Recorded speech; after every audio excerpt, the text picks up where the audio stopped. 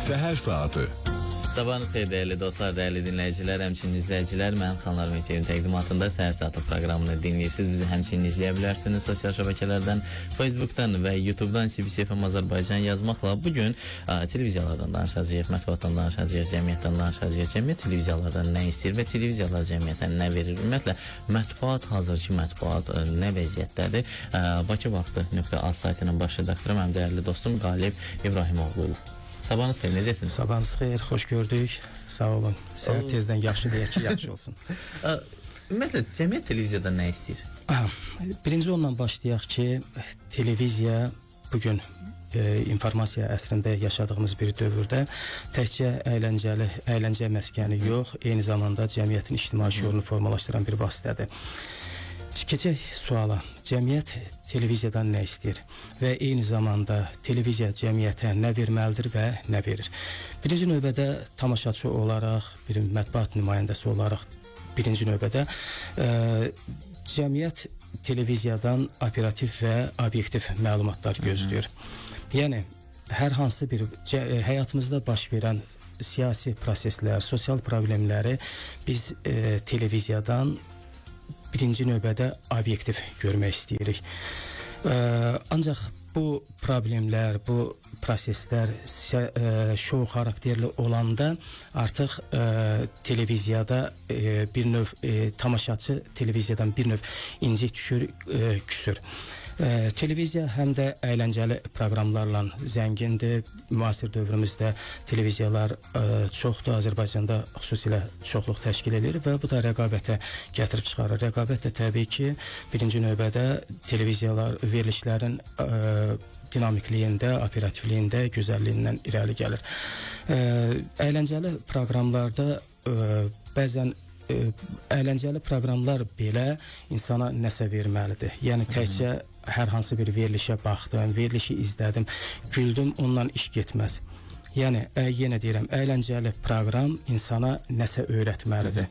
Yəni, cəmiyyət olaraq bizim televiziyadan gözlədiyimiz əsas məsələlər keyfiyyət, dinamiklik, operativlik, düzgünlükdür. İndi keyfiyyətdən danışacağıq, amma mənə maraqlı olan operativlikdir və operativlikdə demək olar ki, uduzluq sosial şəbəkələrə və sosial şəbəkələrə uduzduğumuz üçün də məcbur enirik sosial şəbəkə səviyyəsinə. Yəni, mən demirəm, sosial şəbəkə səviyyəsi, sadəcə televiziyanın bir sambalı var. Sosial şəbəkədə parlayan insan belə məqsədi nədir? Televiziyaya çıxmaq. Təbii. Amma televiziyaların böyük əksəriyyəti hazırda sosial şəbəkəyə işləyir. Niyə? Çünki sponsor mu bunu tələb edir? Cəmiyyət mi sosial şəbəkədə görmək istəyir? Yoxsa bunun məqsədi nədir? Hazırda doğru qeyd etdiniz. İzləm kontenti təbii dəyişib. Yəni, insan birinci növbədə hər şeyi sosial şəbəkədən alır. Yəni, istər-istəməz hər birimizin əlində telefon var və bugün televiziya yeganə seçim deyil, izləmə seçimi deyil. Yəni, istənilən bir məlumatı, istənilən bir hadisəni biz birinci növbədə televiziyadan, qəzetdən, jurnalından öncə sosial şəbəkələrdən alırıq. Və istər-istəməz təbii ki, sosial şəbəkədə bunun qısa xülasəsini izləyirik və bunun daha genişini biz televiziyadan gözləyirik. Və televiziya artıq bu bizim istədiyimizi verəndə biz tamaşaçı olaraq, cəmiyyət olaraq televiziyaya inamımız, etibarımız, etimadımız daha güclü olur. Biz sosial şəbəkəni öz arxamızca aparmalıyıq, yoxsa ki, sosial şəbəkənin arxasınca düşməliyik? Bilirsiniz, artıq o dövr keçdi ki, sosial şəbəkəni bizi arxamızca aparaq. Sosial şəbəkə artıq bizi arxasınca aparır. Yəni, şəxsən mətbuat nümayəndəsi olaraq belə deyim, sosial şəbəkədən asılı vəziyyətə düşmüşük. Amma bunun qarşısını almaq mümkündür. Yenə deyirəm, keyfiyyətli məhsul vermək ki, oradan təbii, keyfiyyətli məhsul və etibarlı kanal olaraq hər hansı bir kanal tamaşaçının etibarını, etimadını qazanarsa da mən sosial şəbəkədən bir balaca uzaqlaşıb etibarlı kanalıma üst tutacağım. Siz də demək olar ki, öz sözünü Azərbaycan mətbuatında demiş saytların birinin baş redaktorusunuz və kifayət qədər də çox yaxşı materiallar təqdim edirsiniz. Sadəcə mənə maraqlıdır. Bakı Vaxtı saytı Azərbaycan mətbuatını izləyir və hansı materialları oradan, hansı reportajları oradan, hansı tutalım ki verilişlərdən fraqmentləri oradan kəsib paylaşanda öz saytında və yaxud da səhifələrində izlənmə daha çox olur. Aha, doğru qeyd etdiniz. Və daha sonra bu formatı necə davam elətdirirsiniz? Biz desək ki, şou proqramlara baxmırıq, şou əyləncəli verilişlərdən heç nə vermirik, yalandır. Etiraf eləyirəm. Cəmiyyət olaraq şoya daha maraqlıyıq. Və istər-istəməz də kanalda özəl kanalları təbii ki nəzərdə tuturam. Reklamla işlədiklərinə görə biznes maraqlarını üstün tutduğundan daha çox şou proqramlara üstünlük verirlər. Və sayt olaraq şəxsən rəhbəri elədiyim bakıvaxtı.az saytı da bəzən efirlərdə gedən o şou proqramlardan belə deyək, bayaqları yox, biraz bayaq qeyd etdiyim kimi düşündürücü, insana nəsə verəcək süjetlərdən kəsib Baxış nə qədər olur? Gündəlik baxışımız 15.000, 20.000 civarındadır. Bəs bu videoları paylaşanda? Hə, bu videoları paylaşanda artıq keçir. Bəs yaxşı da 200.000 tutalım ki yığır və sponsorlar var və təbii ki reklam verənlər var, müəyyən maraq olan şəxslər var.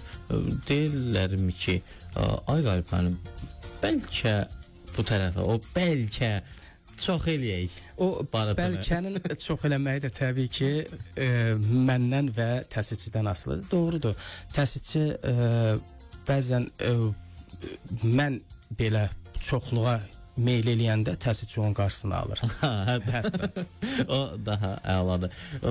Demək olar ki, əvvəl deyirdik ki, tutalım ki 3-5 televiziya var. Sonra cəmaət dedi ki, biz yerli televiziyalara baxmırıq axı. Bəs baxmırsa bu boyda səs-küy niyə yaranıb? Bu bir. İkinci də əgər televiziya tutalım ki bu qədər bərbadsa, bizə şans verildi ki, hər kəs öz telefonda öz televiziyasını yaratsın. Yaxşı, biz özümüz yaradan niyə daha bərbad oldu? Bilirsiniz, artıq insanlarımız böyük ekrandan kiçik smartfonlara üst tuturuq. Hamımız. Hər birimizin əlində, evdə 5 nəfər isə də 5-imizin də əlimizdə smartfonumuz var. Yəni siz deyən kimi hər birimizin özümüzün televiziyamız var. Yəni istər-istəməz etibarlı kanal məsələsinə qayıdıram. Etibarlı və etimadlı kanal məsələsinə. Yəni mən televiziyanı açanda ailəmə söyüş gələcəkcə də orada hansısa bir hacının, hansısa bir müğənniyə, hansısa bir qiymətli maşını alması müzakirə olunacaqsa da valla şəxsən mənə o maraqlı deyil. Buna görə də mən məcbur olub sosial şəbəkədə öz TV-mə baxma məcburiyyətində qalıram. Öz TV-mi yaratmaq istəyirəm və təbii ki, mən də öz TV-mi yaratsam belə qonşudan dala qalmamaq prinsipini rəhbər tutaraq həmin proqramlara üstünlük verəcəm. Yəni cəmiyyət nəyi tələb edirsə də televiziya onu verməlidir. Cəmiyyət nəyi tələb edirsə televiziya onu verməlidir, yoxsa biz daha keyfiyyətli bir şey verib cəmiyyətin fikrini formalaşdırmaq? Niyə bunu soruşuram? Bir neçə dəfə də təlimlər keçəndə çox adam görəndə ki, televiziya əməkdaşsan və gəlirlər başlayırlar. Niyə televiziyalarımız bu gündədir? Niyə televiziyalarımız bu gündədir? Suallar verirəm. Bir neçə kanalda intellektual verilişlərin sualını verirəm. Deyirəm, saat neçədə gedir? Aha. Hansı gün gedir? Aparsı kimdir? Görsən ki, heç kim tanımır və 4-5 dənə də belə verilişin adını çəkim. Oha, bu zal dağılır da orada. Deyirəm ki, yaxşıdır. Bax görürsüz, siz elə başlayırsınız ki, kifayət qədər də ziyalı adamlarsınız. Deyirsiniz ki, cəmaət belədir, bunu verməsinə. Yaxşı da verməsinə. Sən niyə izləmirsən? Düzdür. Heç olmasa sən izlə. Düzdür. Sən bir nəfərin adını çək. Bilirsiniz, bəlamız da nədir? Mən məsəl üçün hər hansı bir telefondan danışırlar. Telefonu mən görmədən, telefonu işlətmədən onun haqqında fikir yürüdürəm. Və bu da istər-istəməz ətrafımdakına sirayət edir. Və orada görürlər ki, hansı saytın baş redaktoru tutaq ki, X telefonundan mənfilindən danışır. Aha, Qalib nəsə bilir ki, danışır. Amma halbuki Qalib həmin telefonu əlinə alıb. Qalib kimləsə əməkdaşlıq edib, damcı ayda 500 manat. Reklamla bağlı görüb ki, belə bir telefon var. Telefonun üzünü görmüyor. Bəlamız da odur. Yəni, bayaq dediyiniz sual, cəmiyyət televiziyanı formalaşdırmalıdır, yoxsa televiziya cəmiyyətə təsir göstərməlidir? Burada ikili sual elə iki istiqamətdədir. Yəni cəmiyyətin istədiyini televiziya verməlidir və cəmiyyətin verdiyi keyfiyyətli proqramlara televiziyanın verdiyi keyfiyyətli proqramlar cəmiyyətə sirayət eləməlidir. Bizdə demək olar ki, son neçə ildir? Artıq 15-20 ildir. 20 ildir bu qırıqlıq yarandı. 20 ildir bu qırıqlıq yarandı və neçə il lazımdır bərpa olması üçün? Valla bərpası bəzən deyirlər 15 il uzun, yəni, şey. Uzun prosesdir. Dağıtmaq asandır. Qurmaq biraz çətin. Qurmaq biraz çətindir, amma mümkünsüz deyil. Təbii ki, mümkünsüz deyil. Bu da istəkdən asılıdır. Cəmiyyət olaraq, televiziya olaraq biz bunu istəsək, hər şeyi əldə eləmək olar. Yəni dəfələrlə vurğuladığım kimi etibarlı kanal olmalıdır. Yenə deyirəm, mən ailəmlə, uşaqlarımla oturub ailə mərkəzli kanal olmalıdır. Hər hansı bir verilişə baxanda onu müzakirə eləməliyəm. Yoxsa baxdıq, yenə deyirəm, güldük, keçdik, ondan iş aşmaz. Bax, kanallar var, özəl və dövlət.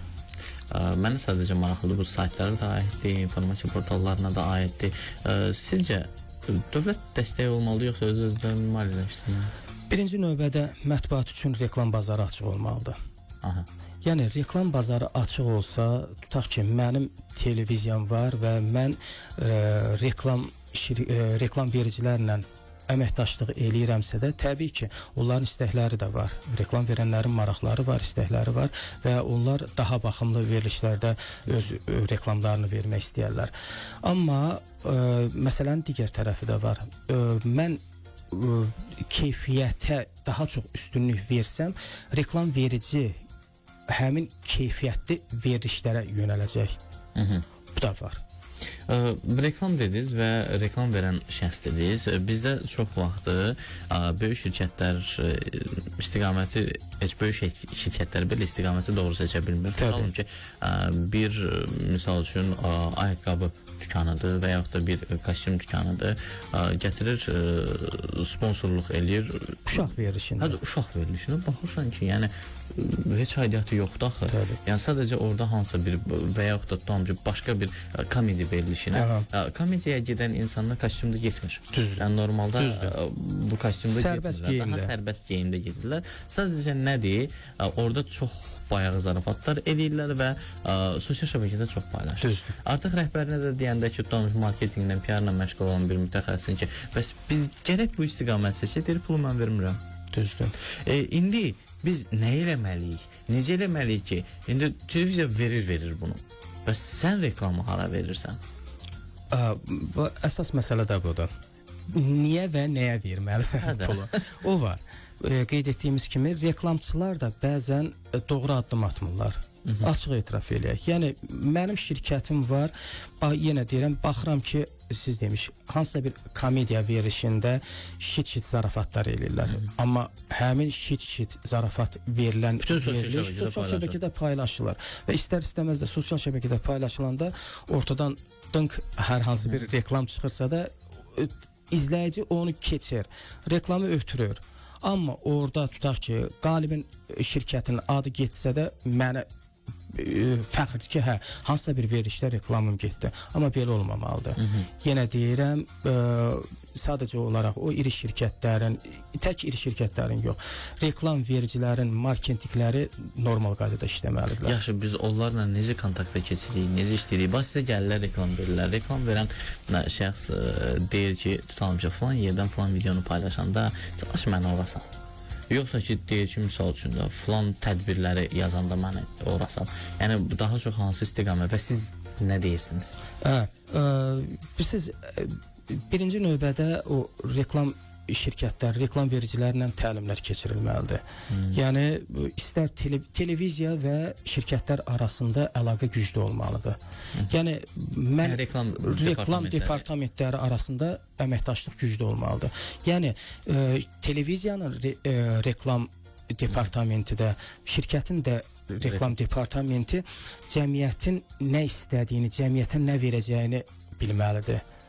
Yəni sual verdiniz ki, sayt olaraq, məsəl üçün reklam verici gəlir, mən tutaq ki, banner vermək istəyirəm, biz reklam vericiyə öz təklifimizi veririk. Sənin bannerindənsə tutaq ki, həftədə 3 PR yazın daha samballı olar. Və təbii ki, buna gedən də olur, bunun əksini istəyən də. Deyir, mən bu pulu mən verirəm, nə sifariş verirəm, ondan rəqs eləməlisən. Belələri də var. Belələri, onlarla mübarizə necə gedir? Hə. Yenə dediyim kimi hər şey maddi marağa, pula bağlı olduğundan onların çaldığından oynamalıdır. Ümumiyyətlə çətindir bu dəqiqə media olaraq ayaqda qalmaq. Bəli. Yəni çətinlik nədir? Çətinlik birinci növbədə yenə deyirəm reklam bazarının olmaması. Şəxsən reklam bazarı açıq olsa, daha çox reklamçı cəlb eləyərsən saytına, əməkdaşların 5 əməkdaşın əvəzinə 7 əməkdaş götürərsən. Əməkdaşlar da qaçan ayağa daş dəyər deyir. 3 nəfəri qaçaraq jurnalist eləyərsən. Daha samballı, daha keyfiyyətli, daha oxunaqlı materiallar verərsən oxucuna. Aha, daha oxunaqlı. Bu dəqiqədə tutalım ki, o reklam bazarı dedik. Reklam bazarında fikirləşir ki, misal üçün də mən sayta 1500 manata tutalım ki, reklam verdiyimi 1000 manata, misal üçün 3000 manata, 5000 manata, nəsə də bu qiymət reklam verdiyimi elə 2000 verərəm, bloger gələr 4-5 də reklam eləyər. Düz. Yəni bir hədiyyəsini də verirəm hər dəfə gələndə. Bu daha mənə ucuz başa gələr. Yəni blogerlərin, influencerlərin bu qədər aktiv olması və çox olması. Yəni normalda blogerlik bir məktəb deyil. Hansısa bir ixtisasa sahibsənsə, o istiqamətdən də təbliğat apara bilərsən. Bu dəqiqədə kim qəşəng yeyib içirsə, o blogerdir. Həqiqətən yeyib içirsə blogerdir və heç bir informasiya yoxdur. Orada sadəcə yəni çox özlərini bərbad aparan və ancaq vəhşi kimi belə yeyən blogerlər, düz səliqəlilər də var içərisində. Nə isə öyrədənlər də var. Amma ümumilikdə də bu geyim blogeri biraz vizual, estetik cərrahların əlinin altından çox yaxşı formada əməliyyat olunmuş şəkildə çıxıb və daha sonra geyim brendini reklam edənlər də çoxdur, hamısına aid deyil təbii ki. Yəni bu cür işləyənlərə daha çox meyilli edirlər, nəinki rəsmi saytlara. Rəsmi, düzdür.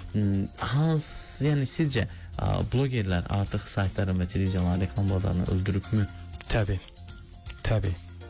Yəni istər hər hansı bir məhsulun reklamıdır. Baxırsınız, sözünüzə qüvvət, yeməyi elə təqdim edirsən, halbuki bunu daha incə də təqdim eləmək olar. Nə bilim, reseptindən danışmaq olar, tərkibindən nələr qatılır, nələr qatılmamalıdır, nə qatılsa daha dadlı olar. Sadəcə olaraq yeyirlər. Bu set falan qiymətdir. Və yeyirlər. Və yeyirlər. Onu nətər gəldi yemək. Axı Azərbaycanda mətbəx mədəniyyəti var. Mətbəx mədəniyyətimiz var. Heç nə də olmasa evimizə gələnin qarşısına normal qaydada çayını, yeməyini, xörəyini təqdim eləmək mədəniyyətimiz var. Və bunu artıq qabarıq şəkildə verəndə, abartılı verəndə artıq əndazədən çıxır. Yaxşı, bütün reklamlarda eyni adamların olması nədir? Hə, eyni adamların, o ayrı bir dərddir, təbii ki. Məsələn, Qalib maşın reklamını verir. Səhər, günorta baxırsan Qalib maşın reklamındadır. Axşam baxırsan ki, paltar yuyan reklamını. Qardaş, bu sahələr üzrə hər hansı bir, yəni rəngarəhlik olmalıdır. Artıq tamaşaçı bir simanı görməkdən yorulur. Tamaşaçı bir simanı görməkdən yorulur. Eyni aparıcıları, yəni fərqlilik olmalıdır. Fərqli olmalıdır. Yaxşı, bunda kadr çatışmazlığıdır, yoxsa ki kanalın siyasəti? Kanalın siyasətidir. Kadr çatışmazlığı deyirik, valla o da var. Yəni o da var. Bugün belə dostlarımız jurnalistika fakültəsindən gələnlər digər sahələrdən gələnlərdən qat-qat zəif olur bəzən. Zəif olur. Bəzən. Yəni onların təcrübələri az olur. Amma digər sahədən gələnlər, şəxsən mən jurnalistika fakültəsini bitirməmişəm, amma 30 ildir, 31 ildir jurnalistikada öz sözümü deyən şəxslərdən biriyəm. Yaxşı, jurnalistikada, yəni jurnalistləri, gənc jurnalistlərimizi hardan biz seçməliyik? Jurnalistikanı təbii ki, jurnalistika fakültəsindən və onları öz çalışdığın orqana dəvət edib təcrübə keçməklə. Təcrübə, əsas təcrübədir. Başqa ixtisaslardan Başqa ixtisaslardan olsa belə, əgər mən tutaq ki, İqtisadiyyat universitetini bitirmişəm, jurnalistikaya böyük həvəsim var. Sən onda balaca bir istedad görürsənsə də, onun yazı pozu qabiliyyətinə bələd olursansa da, onu yetişdirməlisən. Yaxşı, başqa iqtisadiyyatı tutalım ki, bitirən, turizmi bitirən və yaxud da hüququ bitirən ən çox problem bildik ki, iqtisadiyyatda yaşayırıq və hüquq tərəfdən biraz yaşayırıq və onlar jurnalistikaya gəlirlərmi? Əlbəttə. Bəli. Jurnalistikada maaş hazırda vəziyyət necədir? Jurnalistikada maaş digər sahələrə nisbətən normaldır. Normal, yəni orta. Aha.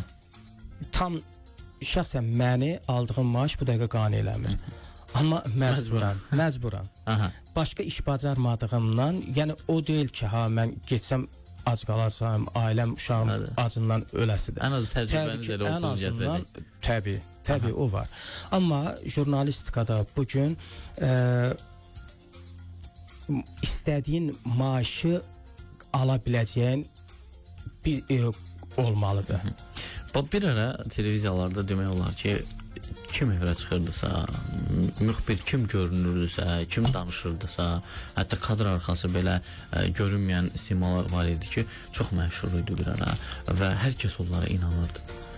Misal üçün televiziyada xəbər aparıcısı çıxırdı və hər kəs ona belə baxırdı ki, ilahi varlıq kimi.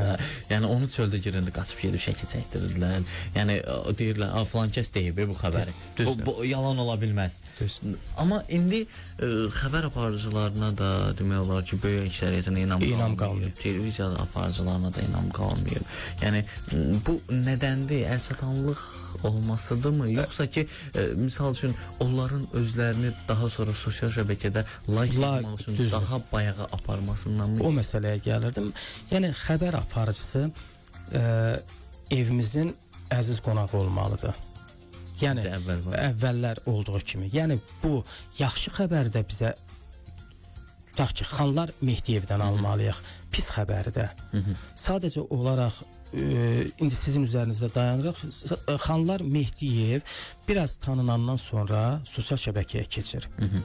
Sosial şəbəkədə istənilən hər hansı bir statusa rəy yazır və izləyici Xanlar Mehdiyevin həmin şərhinə şərhlər yazır. Yıxıb sürüyürlər.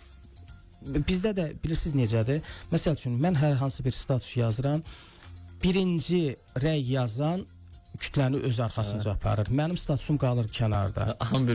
Hamı bir-birini qırır. Ay qardaş, ay bacım, ay anam, ay qardaş, atam. Axı mənim yazdığım o məsələ deyil.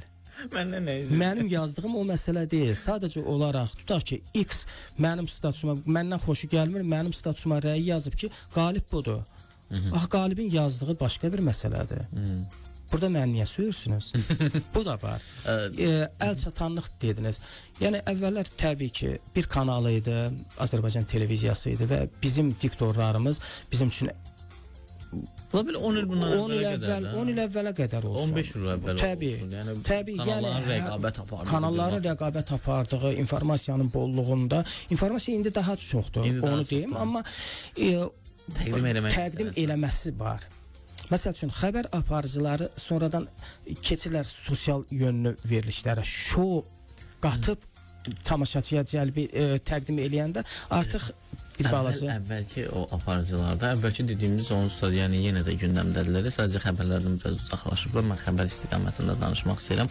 Aparıcı sözlərini o qədər qəşəng yazırdılar. Öz məhsulları var idi. Amma indi baxırıq ki, tam ki, X bir kanalda eyni cür təqdim olunur. O bir kanalda eyni cür təqdim olur. O birisi kanalda eyni cür təqdim olur. Vahid bir mətndir. Dövlət qurumları, təşkilatlar, tutalım ki, saytlar nə yazıbsa, onu təqdim edirlər. Götürüb qoyublar ora və üzünü oxuyurlar. Düzdür. Siz aparıcıların mətnə can qoymaqları qalmayıb artıq. Yəni əvvəl aparıcılar təbii ki, diktorlar olanda yazılı mətn olurdu. Kimsə redaktor yazırdı, o da var.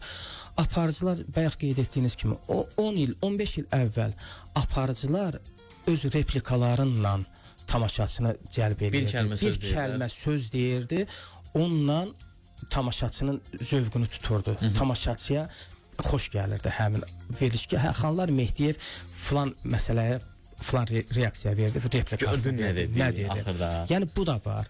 Yəni artıq bilmirəm yorulmaqlıqdırmı, ya artıq tanınmışlığın belə deyək, pik həddinə çatmaqlı deməkdirmi? Şəxsən mən bilmirəm bunu. Mən belə deyərdim ki, misal üçün kriminal verilişlər deyəndə ya da iki nəfər düşür. Biri Fəvzi müəllim, biri Rəşad Abbasov. Abbasov, düzdür. Yəni iki nəfərdir. Düzdür. İkisini də salamlayır. Həqiqətən də ikisi də bu dəqiqə mətbuatdan uzaqlaşıblar. Xəbər vaxtı ikən deyəndə Anar Nəcəfli yada düşürdü.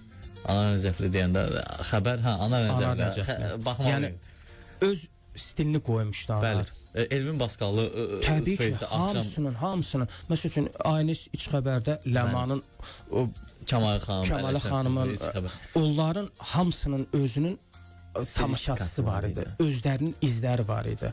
İndi sadəcə olaraq üzr istəyirəm ifadəmə görə inkubator cücəsi kimi bütün mətbuat eyni gedirik. Aha. Xanlarla Qalibin yazılarını yanaşı qoy, ayırd eləyənmərsən. Qalibin yazısı hansıdır? Xanların yazısı. İkisini də təşkilatında Təbii. Kopyalayıb. Yəni həqiqətən də biraz özlərində işləmək yoxdur. Sadəcə olaraq bax bizə praktikantlar gəlir jurnalistika fakültəsindən. Birinci sualım o olur. Sən bu jurnalistika fakültəsinə təsadüfdən gəlmisən, yoxsa istəyinlə? Təsadüfdən gəlmişəm. Bəs təsadüfdən gəlmisən, kimisə yerini niyə tutursan? 4 il əskərlikdən yayındın. Əskərlik məsələsi getdi. Bəs 4 ildən sonra xanımlar gəlir. Qızım, sən jurnalistikanı öz istəyinlə seçmisən. Papam dedi, anam dedi, getdim. Yaxşı, sən üzr istəyirəm, ər evinə diplom aparmaq istəyirsən. Başa düşürəm, qıza təhsil birinci vacib qıza lazımdır. Amma sən bu sahəni davam elətdirməyəsənsə də get bacardığın sahəyə get. Həvəsin olan hansıdırsa da, məsələn adamlar var, deyir mən stomatoloq olmaq istəyirəm. Amma anam icazə vermir ki, diş həkimliyinin gələcəyi yoxdur. Bu istəyin qarşısını alınmamalıdır. Jurnalistikada da elədir. Sənin həvəsin, jurnalistika birinci qabiliyyət deməkdir, istedad deməkdir, istək deməkdir. Mənim istəyim olmasa 100 baş redaktor desə ki, bunu belə yaz, mən onu yazası deyiləm. Hə, ya yola verəcəm, ya da ki yazmayacam. Yola verib maaşımı alıb çıxıb gedəsiyəm. Yaxşı, qabiliyyət dediyi, biz jurnalistikaya götürdük, qabiliyyət də saldıq. Mənim yadıma gəlir, mən qəbul olundan sonra qabiliyyət imtahanları salındı. Bizim vaxtımızda salınmamışdı. Və qabiliyyət də saldıq. Yenə nə dəyişdi? Heç nə. Ya məncə əlavə bir əziyyətdir uşaqlara. Təbii. Qabiliyyətdə sadəcə olaraq 3 mövzu verilir. İnşa. İnşa yazan jurnalist deyil. Ya hələ də Sovetdən qalmış bir şeydən çıxa bilmir. Stereotipləri dağıdanmırıq onu. Dağıtmışdıq da, təzədən niyə bərpa elədik? O var. Yəni sadəcə olaraq insanlara bəlkə də bizim bilmədiyimiz məqamlarda, amma şəxsən mən bir dəfə qabiliyyət imtahanında, jurnalistika fakültəsində qabiliyyət imtahanında iştirak eləmişəm. İnanırsınız, bərbad o yazıların yanında normal sözdür. Və yox, biz indi bax bərbad deyirik qalbim. Məsələ siz nətərdir? Biz 17-16 yaşda jurnalistikaya heç vaxt təcrübəsi olmayan bir adamdan biz gözləyə bilmərik. Nəsə gözləyənmərik. Misal üçün də qalib olmayacaq. O adam tutalım ki, Müşahid müəllim olmayacaq. O adam tutalım ki, başqası olmayacaq. Amma biz onları yetişdirməliyik. Yəni yenə deyirəm, əgər bu qabiliyyət siz Azərbaycan təhsili ancaq imtahanlar üzərindədir. 1-ci sinifə gedirsən imtahan, 4-cü sinifdən 5-ci sinifə imtahan, 9-dan 10-a addırsan imtahan, 11 arada bir monitoring imtahan. Qardaş, bu imtahan insanın psixologiyasına təsir göstərir. Rəqəmlərə fokuslanır. İnsan ona ancaq əzbərçiliyə qaçırıq. Yaxşı, biz tutalım ki də sizin də vaxtda eyni müəllimlər idi. Mənim də vaxtımda eyni müəllimlərdir. İndi də eyni müəllimlər. Düzdür. Və mən getdim xaricdə təcrübədə, daha doğrusu magistrda oxuyanda bir şeyin şahidi oldum ki, mənim müəllimim məndən çox bilməlidir. Nəzəri yox ha. Mənim müəllimim məndən çox iş görməlidir. Düzdür. Yəni müharibədən danışan müəllim, konflikt jurnalistikasından danışan müəllim ən azı bir müharibə görməlidir. Yəni nəzəriyyəsin yox ha, müharibəni görməlidir. Tutalım ki, fotojurnalistika, mən fotojurnalistikada müəllimim var idi. Biz Gürcüstanda olduğumuz müddətdə bu axırı o şeylər, o protestlər zamanı, ixtişaşlar zamanı, mitinqlər zamanı adam məndən orada çəkiliş edirdi. Düz. Və beynəlxalq agentliklər üçün edirdi. Tutalım ki, yazını beynəlxalq nüfuzlu bir mətbuat qurumunun Qafqaz üzrə rəhbəri edirdi. Misal üçün media hüququ dərsin çox böyük bir kanalların birinin hüquq departamentinin direktoru edirdi. Yəni və mən o adamlara, yəni bu boyda tərcümə olmasına baxmayaraq ağzım açıq belə baxırdım ki, adamlar gör hardan gəlib ha. Mən ondan nəsə götürməliyəm. Gəlirəm dünən universiteti qurtarıb və yəni magistrda bitirib, ondan sonra dekanla, müəllimlə münasibəti yaxşıdır. Deyib ki, sən Allah bizdə kadr yoxdur. Gəl dərs. Yəni o adam mənə nə öyrədəcək? Nə öyrədəsdir? Bəla da odur. Və yaxud da o vaxtdan qalan yenə təzə eyni şey öyrədəsdir. Təkmilləşdirmə yoxdur. Siz kimliyindən asılı olmayaraq mütaliəsi zəif olan istər müəllim, istər tələbə, mütaliəsi zəif olan elə zəif də olaraq qalacaq. Yəni sən avtobusda gedirsən, telefonda TikToka baxdığına, Facebookda eşələndiyinə ən azından hər hansı bir materialı götürüb onu oxu. Şəxsən məndə öyrəncəklikdir. Adi WhatsApp yazışmasında belə nöqtəmə, virgülümə diqqətlə məsələsində. Məsəl üçün yazır, mən adi övladlarım xaricdə təhsil alır, biri yeri gəlmişkən mənim davamçım olasıdır, jurnalistikadadır. Bu uşağa mən yazıram, necəsən sualla, TŞK. Avtomatik olaraq sualı bir də ünvanlayıram. Hə, bildim ata, təşəkkür. Yəni aşılamaq lazımdır ki, TŞK nə deməkdir? Bəs bu biz nələr dəyişməliyik? Bax, jurnalistikadan danışırıq, o bir şeylərə mən toxunmuram dərslərə. Sonra deyəcəklər ki, birinci özündən danış, özünü bərpa elə. Sonra gəl iqtisadiyyatdan danışarsan. Bax, Azərbaycanda bu dəqiqə hardadır? Dillər Universitetindədir, Bakı dövlətləri, jurnalistika, sonra var. Slavyanda bir də. Slavyanda var. Adıda da bir fərqli ictimaiyyətlə əlaqələrdir. Onun jurnalistika aidiyyəti yoxdur. Bax, bu 3 universitetdə demək olar ki, eyni müəllimləri biz şahid oluruq, görürük, təxminən aşağı-yuxarı burada oradan ora. Və biz yeni kadrları niyə cəlb edə bilmirik? Maaş azdır, yoxsa nə? Misal üçün, mən bir ara dərs dedim, getdim, oxudum, təzən gəldim və mənə təklif olunanda mən istəməm. Yəni özüm dərs demək istəmədim. Çünki verilən məbləğ o deyil. Düzdür. Və mən bu boyda işimi atıb və mən dedim ki, heç olmasa bir günə salın və bir gün digər başqa sahənin 2 dərsdir də, yəni misal üçün bu bir günə salaq, mən o dərsləri deyim və fərqli də uşaqlar da çox istəyirdim mən. Amma məsələ nədir? Dedilər 4 dəfə gəlməlisən, falan məbləğ minimum haqqının arzı 40% idi. Düz. Yəni ona müəllim gələr işləməyə? Yox. Yaxşı mütəxəssis gətirə bilərsiniz işləməyə? Yaxşı mütəxəssis gətirmək olmaz ona. Praktikası olan, təcrübəsi olan adam gətirə bilərsiniz? Mümkün deyil. Onda yaxşı biz bax, götürək o yaxşı uşaqları. Yenə deyirəm, redaksiya olaraq bizə son 3 ildə 10-12 tələbələr gəlir. Bakı Dövlət Jurnalistika Fakültəsindən 11-12 tələbə gəlir. Şəxsən onların 20-21 gün ərzində təbii ki, heç kəsdən heç nə gözləmək olmaz. Amma insanı birinci növbədə təcrübədə həvəsləndirmək lazımdır. Yəni gəlirlər, bayaq dediyim söhbətə qayıdırıq. Sən əgər mövzu vermisən tələbəyə, axı bu tələbədir. Bu indiyənəcən kompüterdə heç nə yazmayıb. Bilmir ki, kim kimdir. Sən bunu birbaşa hansısa bir tədbirə göndərsən. Tədbirə göndərəndə bunu izah eləməlisən ki, Xanlar Mehdiyev kimdir? Xanlar Mehdiyev hansı məsələlərdən danışacaq və sən Xanlar Mehdiyevə ünvanlayacağın sual bundan ibarət olmalıdır. Yəni biz rəhbərlik olaraq, yəni jurnalistikada belə deyək, söz azdan çoxdan söz yiyəsi olanlar jurnalistikanı dirçəltmək istəyirsə də birinci növbədə jurnalistika fakültəsinə diqqət ayrılmalıdır. Diqqət biz tərəfdən ayrılır. Amma təkliflər nə tər gəlir? Gəl bir gün təlim keç. Bir gündən olmur. Bir gündən bahar olmaz. Yəni də bir gündən olmur axı. Yəni məni də yandıran odur ki, bir gündən heç nə olmur. Yəni, mən gəldim bir gün ən yaxşı halda mən öz təcrübəmi bölüşdüm. Bakı dövlətin jurnalistika fakültəsində təhsil alan tələbələri. Bunu bütün gün auditoriyada saxlamağın bir önəmi yoxdur. Bunları bölgünən bir gün Bakı vaxtı az xəbər portalında gəlsinlər, günlərini keçirsinlər. Yəni redaksiya qapısı açsınlar. Bilsinlər ki, sosiallaşma nədir, redaksiya nədir?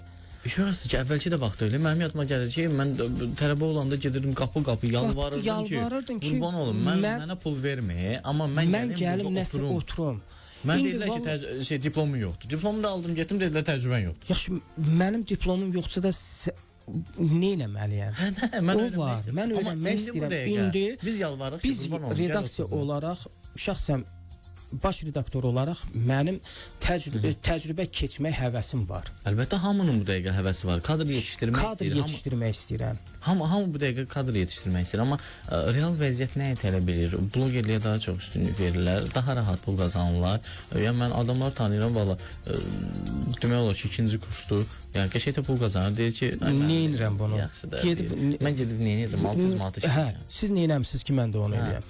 Yəni o biri tərəfdən jurnalistika fakültəsinin tələbələri daha çox görüntüyə üstünlük verirlər. Məsələn, gəlirlər, deyirsən ki, məsələn 25 il mən filan qəzetdə redaktor olmuşam. Mən efirdə görməmişəm. Efirdə görməmişəm sizi. Amma efirdə görünən tutaq ki, hansısa bir X, Y, bəlkə də səndən şəxsiyyətli insandır, amma istedad sarıdan səndən zəifdir axı. Onu daha üstün tutur, nəinki səni. Yaxşı, biz universitetlərlə danışmışıq, onun da hamının əlaqəsi də var da. Universitetlərlə bu xəbər sayt rəhbəri olaraq da, yəni baş rəhbəri olaraq gəlib danışmışsınız ki, ay yoldaşlar, gəlin bir proqram dəyişək. Açığı Bakı Dövlət Universitetinin Jurnalistika Fakültəsinin dekanı Vüqar müəllimlə, dostumuz, qardaşımızla ayaqüstü söhbətimiz olub onunla bağlı. Yəni tək il sonunda praktikaya göndərilən 10-12 tələbə ilə iş açması. Mən 4 ildə bir dəfə. 4 ildə bir dəfədir. 4 ildə bir dəfə. Amma yenə deyirəm, mənim qızım Süleyman Dəmirel Universitetində jurnalistika fakültəsindədir. Adam 2-ci kursdan praktikadadır. Ən gözəl də odur. 2-ci kursdan praktikadadır. Bunlara dediyiniz bayaq fotoqraflıqda öyrədirlər. Video çəkməkdir, montaj. Uşaq o gün bir montaj çəkib göndərib, deyir, hətta mən bunu sata bilərəm. Yəni sadəcə olaraq bunu öyrətmək lazımdır. Bunu da harda öyrədirlər? Redaksiyalarda. Jurnalistika fakültəsində təhsil alan tutaq ki, 30-40 tələbədir. Sən heç olmasa həftədə 2 dəfə bunları bölə bilərsən ki, 10 nəfər filan redaksiyaya, 10 nəfər filan kanala, 10 nəfər filan radioda heç olmasa təcrübə keçsinlər. Bir gün mən məsəl üçün gəlsinlər, bir gün tutaq ki, həftədə bir dəfə mən yerimi verim, onlar baş redaktorluq etsin, qərar versin. Məsuliyyəti görsün ki, jurnalistika nədir, redaktorluq nədir, hamısını. Məsəl üçün indi qəzetlər təbii ki, sıradan çıxır, amma inanmıram sıradan çıxacağına. Yəni həftədə bir dəfə ilə indi redaksiyalarda korrektora deyilən şey yoxdur. Çatçıpıdır ben. Çatçıpıdır, valla adını da deyəmirəm. Amma o olandan sonra artıq siz hətta şərhləri belə o dediyinizlə yazırlar. O da proqramla yazılır. Olmaz axı. Yəni o insan zəhmətinlə də o birisi. Keçən bir redaktorların biri var. Yəni böyük bir kanallarda da çox yaxşı bir yerdədir. Deyirəm ki, filan bir məsələ var. Onunla bağlı göndərəcəm, bir baxarsan. Atarım deyir proqramı yox. Deyirəm, əməli. Proqram məndə də var. Proqram məndə də var da. Yəni mənim dediyim sadəcə heç olmasa bir iş gör 5-10 manat pul qazanır. Yəni mən ki onu bilmirəm, nətər eləyirlər. Sadəcə o prosesdə səni də cəlb eləmək istəyirəm. Heç olmasa 5-10 manat. Sənin də zəhmətin olsun ən az. Ən az adın yazılsın da orada. Çox təşəkkür edirəm. Sağ olun, var olasınız. Çox sağ olun. Amma texnologiya ilə həqiqətən də ayaqlaşmalıyıq, bu öz yerində, fatımız öz yerində. Amma mən həmişə deyirəm ki, əvvəl insanlar bir vərəqə yazırdı. Tutalım ki, bir adam neçə vərəq yaza bilərdi? Ən yaxşı halda 15 vərəq. Sonra kompüterlər çıxdı. Bir adam neçə vərəq doldura bildi? Tutalım ki, 70 vərəq. Ondan sonra bu proqramlar çıxdı. Artıq bir knopka belə Hər şey həll olunmasıdır. Yəni 100 vərəqədə eyni cür Eyni yaza bilirik. Yəni burada dəyişməyən bir sizdən. Bir adam bir maaş. Düzdür. Yəni ona görə texnologiyanın ayaqlaşaraq işimizi asanlaşdırır. Ondan uzaq durmayaq çünki inkişaf da getmir. İnkişaf Çox olmalıdır. təşəkkür edirəm Ayqar. Sağ olun, var olasınız. minnətdaram. Dəvətə görə təşəkkür edirəm, var olasınız. Həqiqətən çox dəyərli fikirlər səsləndirdiniz və düşünürəm ki, ən azı yetişən, gəlmək istəyən adamlar bilsin ki, artıq kimin qapısını döymək olar ki, yəni gəlin mən orada öyrənim. Sağ olun. Və Bakı vaxtı.az saytının baş redaktoru Qalib İbrahimoğlu idi bugünkü bizim qonağımız. Siz isə bizi dinləməkdə, izləməkdə davam edin. Sağ olun, salamat qalın.